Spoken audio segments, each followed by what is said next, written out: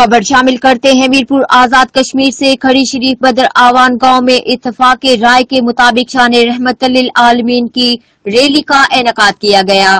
گاؤں کی کثیر تعداد نے شرکت کی۔ بچوں نے نبی کریم کی شان اقدس میں نعت کی شکل میں گلہائے عقیدت پیش کی۔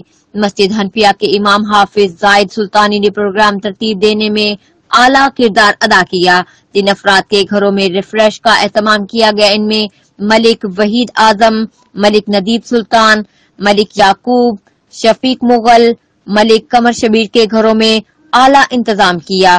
ڈاکٹر نذیر احمد کے گھر حلوہ پوری، مشروب اور چائے کا انتظام کیا گیا تھا اور مسجد حنفیہ میں میلاد مصطفیٰ کی محفل سجائی گئی۔